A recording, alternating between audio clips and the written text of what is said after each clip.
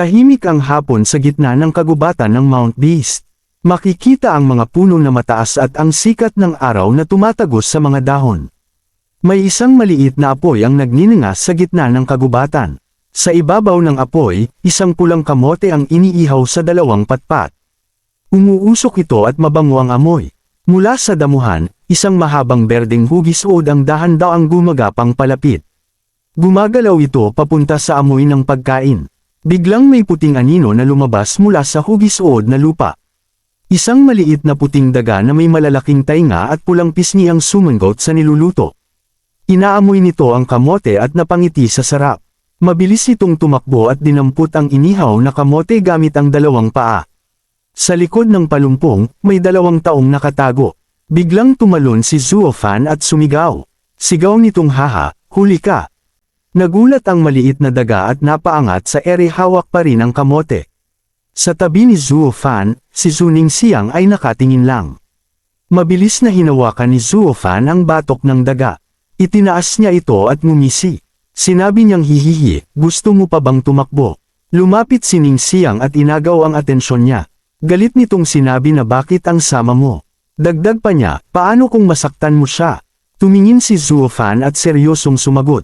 Sinabi niyang paano naman masasaktan ang isang spirit beast ng ganun kadali? Ipinaliwanag niyang nagmamadali tayo ngayon. Dagdag pa niya, kung hindi natin ito mapaamo agad, huli na ang lahat. Sumagot si Ning Siyang habang nakasimangot. Sinabi niyang kung ganun huwag kang maging bastos. Ipinaliwanag niyang nag-alaga na ako ng maliliit na spirit beast sa pamilya namin. Idineklara niyang hindi pa sila naaamo noon pero ngayon ay nakikinig na sila sa akin. Kinuha ni Ning Siyang ang daga mula kay Zuofan at niyakap ito. Mahinahon itong tinanong kung ayos ka lang ba munting kaibigan. Tiningnan ng daga si Zuofan at nagngalit ang mukha. Sa isip ni Zuofan, naiinis niyang sinabi na ang maliit na bagay na ito ay nakakainis talaga. Maya-maya ay may naisip siya. Mahina nitong sinabi na nakuha ko na. Lumapit si Zuofan habang si Ning Siyang ay niyayakap pa rin ang daga. Napaatras si Ning Siyang at nagtanong. Tinanong niya kung anong gusto mo na namang gawin. Itinaas ni Zuofan ang kanyang kamay. Sinabi niyang huwag kang mag-alala. Dagdag pa niya, wala akong gagawin sa munting nilalang na yan. Ipinaliwanag niyang gusto ko lang siyang pakainin. Binuksan niya ang isang maliit na banga at kumuha ng isang puting uod. Ipinakita niya ito sa kanila. Nandidiri si Ning Siyang at sumigaw. Sigaw nitong ano yan, ang dugyot. Habang naglalakad, nagsalita si Zuofan. Sinabi niyang sa madaling salita, may 2 paraan lang para mapaamo agad ang munting ito. Una ay ibigay mo siya sa akin ng isang araw. Tumingin siya at idineklara. Sinabi niyang o pakainin mo siya nito. Tumingin si Ning Siyang sa daga na nasa kanyang mga bisig. Mahinahon itong sinabi na munting kaibigan, kailangan mong kainin ito kahit nakakadiri. Dagdag pa niya, mas mabuti na ito kaysa mapunta ka sa kamay ng lalaking ito. Inilapit ni Zuofan ang uod sa bibig ng daga. Tinitigan lang ito ng daga. Biglang may mabilis na asul na liwanag na dumaan. Nagulat si Zuofan at nanlaki ang kanyang mga mata. Mabilis siyang sumigaw. Sigaw nitong mag-ingat ka. Tinulak niya si Ning Siyang palayo. Isang malakas na pagsabog ang yumanig sa lupa. Natabunan ng usok at alikabok ang paligid. Tumilapon ang daga mula sa pagkakayakap ni Ning Siyang. Bumagsak ito sa damuhan malapit sa isang pares ng bota. Dahan-daang nawala ang usok. Isang binata na may mahabang asol na buhok at suot na puting balabal na may balahibo ang nakatayo sa ibabaw ng bato. Hawak niya ang maliit na puting daga sa kanyang balikat. Tumingin ito pababa at, malamig na nagsalita. Sinabi niyang kayong dalawa ay ang lakas ng loob. Dagdag pa niya, paano kayo nang ahas na hawakan ang spirit pet ng Gongzi na ito?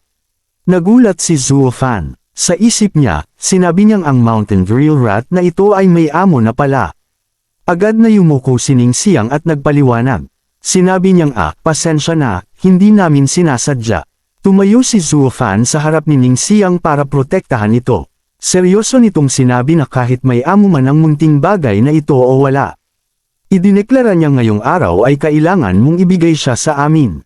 Natawa ang lalaking may asul na buhok. Sinabi niyang ang lakas naman ng loob mo.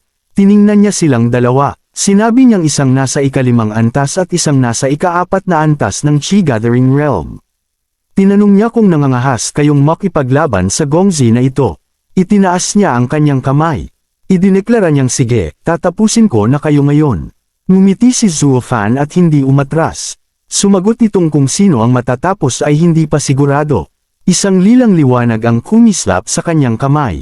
Lumitaw ang kanyang moonwheel. Nakita ito ng lalaking may asul na buhok at nagulat. Gulat nitong sinabi na third grade spirit treasure. Mabilis na sumugod si Zuo Fan. Bunot naman ng espada ang kalaban. Isang asul na liwanag ang bumalot sa kanyang espada. Sumigaw ito ng malakas. Sigaw nitong Jing Kung Shi. Nagbanggaan ang lila at asul na enerhiya sa gitna. Isang malakas na pagsabog ang yumanig.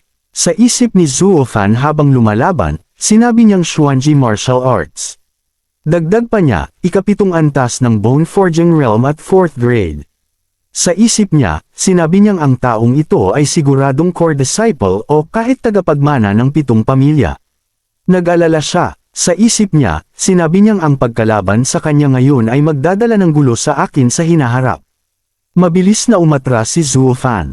Sumigaw siya. Sigaw nitong Shadow Phantom Step. Isang gininto ang araw ang lumitaw sa itaas niya habang bumabagsak siya pababa. Sa kabilang panig, ang lalaking may asul na buhok ay kalmado pa rin. Sa isip niya, sinabi niyang ako ang may lamang. Nagtaka ito at tinanong ang sarili.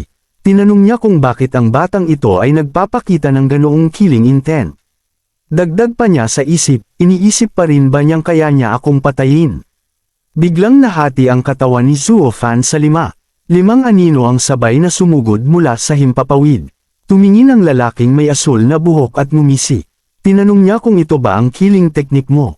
Mabilis niyang winasiwas ang kanyang espada. Ilang asul na hiwa ng liwanag ang tumama sa mga anino. Isa-isang nabura ang mga kopya ni Zuo Fan. Lumapit ito at ngumisi. Sinabi niyang ang yabang mo. Dagdag pa niya, maganda ang sword technique mo. Idineklara niyang kaso lang, ako ang nakaharap mo. Sa isang iglap, nasa likuran na siya ni Zuo Fan. Nakatusok ang dulo ng kanyang espada sa leeg ni Zuo Fan. Pawis na pawis si Zuo Fan pero nakangiti pa rin. Sa isip niya, sinabi niyang isa ay malubhang masasaktan. Sa isip ng kalaban, sinabi niyang isa ay mamamatay. Sa huling sandali, pareho silang nag-isip. Sabay nilang sinabi sa isip na sulit ito.